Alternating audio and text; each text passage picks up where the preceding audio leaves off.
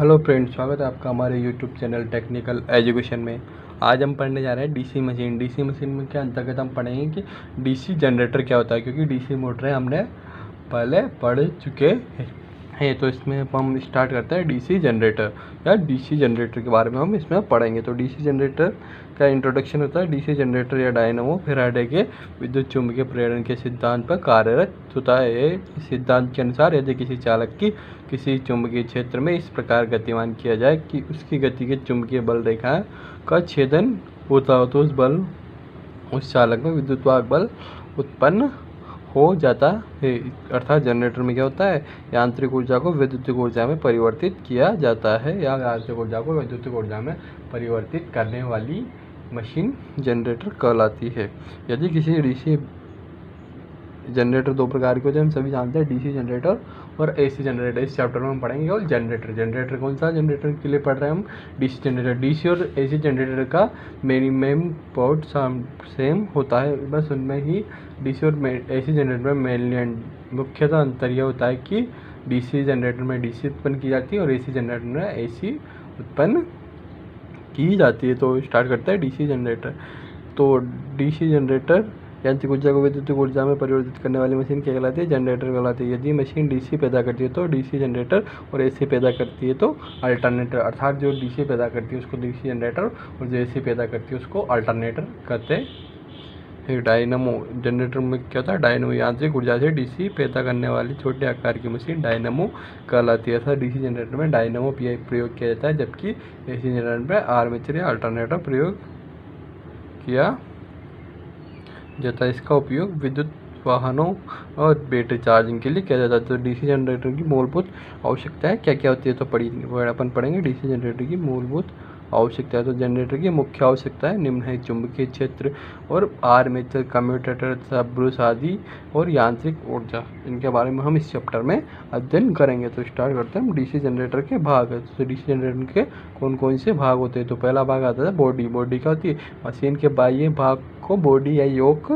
कहते हैं। यह कास्ट आयरन अथवा कास्ट की बनाई जाती है, अर्थात बधु लोहा या लोहे की बनाई जाती है। इसका मुख्य कार्य मशीन के सभी भागों को सुरक्षित रखना, चुंबकीय बल रेखाओं के लिए पथ प्रदान करना। जैसे कि यह बॉडी होती है, इसका में एक साइड व्यू दिखाया गया है। जैसे कि यह बॉडी होती है, इसमें बॉडी में ऊपर आई बोल्ट लगा हुआ होता है तथा ये अंदर आर्मेचर और रोटर लगे, जो रोटर शाफ्ट, ध्रुव, सुप्त कुंडली, चुंबकीय पक्ष का या कम्यूटेटर स्थापित होता है। तो इसके बारे में हम पढ़ते हैं। बॉडी के दोनों ओर दो साइड प्लेट होती है जो मशीन को पूरी तरह ढक लेती है।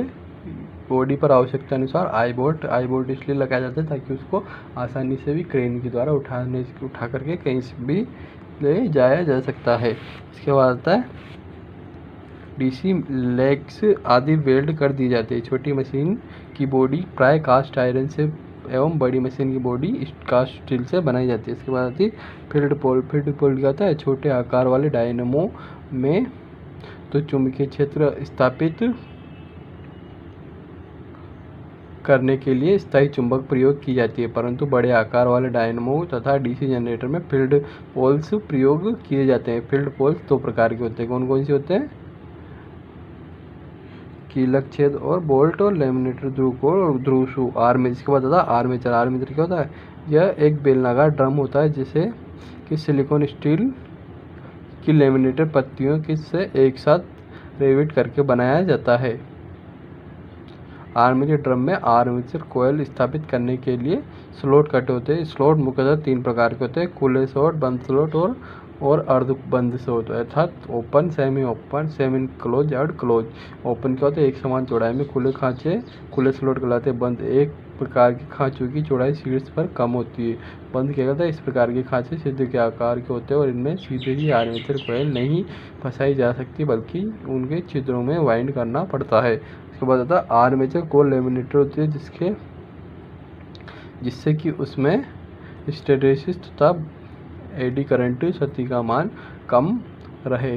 लेमिनेटेड या पत्तियों की मोटाई 0.35 से 0.6 mm तक होती है। आर्मेचर का मुख्य कार्य चुंबकीय फ्लक्स का छेदन करके उसमें स्थापित आर्मेचर वाइंडिंग में विद्युत वाहक बल पैदा करना है। आर्मेचर को शाफ्ट पर कस दिया जाता है और शाफ्ट को बियरिंग की सहायता से बॉडी में स्थापित कर दिया जाता है। जैसे कि आर्मेचर और की शाफ्ट है, जैसे कि ये आप देख सकते हैं, ये क्या है, आर्मेचर की शाफ्ट दिखाई गई है, जिसमें कि कम्यूटेटर, ये वाइंडिंग और ये स्लॉट और ये फैन और ये शाफ्ट लगी हुई है। इसके बाद आता है अगला कम्यूटेटर। तो कम्यूटेटर क्या होता है, एक आकार के वृत्ताकार होता है जो हार्ड ड्रेन तांबे की मोटी पत्तियों को बेकेलाइट के आधार पर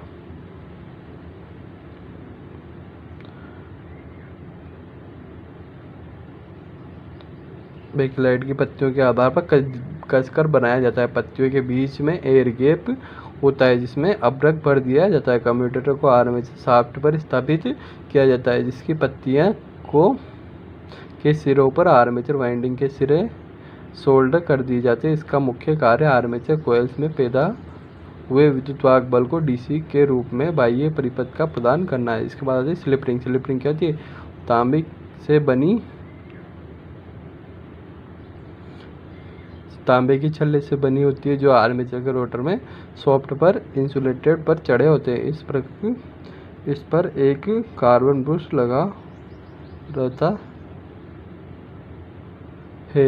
आर्मेचर या रोटर की तारों के सिरे पर रिंग या छल्लों पर शोल्डर लगे होते हैं और यह धारा ब्रशों द्वारा बाहर निकाल दी जाती है। ब्रश तथा होल्डर क्या होता है, डीसी जनरेटर द्वारा उत्पन्न विद्युत वाहक बल को कम्यूटेटर से के बाह्य परिपथ को प्रदान करने के लिए जो युक्ति प्रयोग में ली जाती है वो ब्रश या होल्डर कहलाता है। ब्रश को होल्डर में लगाया जाता है तथा छोटी मशीनों में कार्बन ब्रश प्रयोग किए जाते हैं और बड़ी मशीनों में कार्बन और तांबे के मिश्रण से बना ब्रश प्रयोग किया जाता है। ब्रश का मुख्य कार्य क्या था, कम्यूटेटर के साथ फिसलता हुआ संपर्क स्थापित करना। यह ब्रश आयताकार होते हैं और इसके आयताकार पीतल कहते हैं।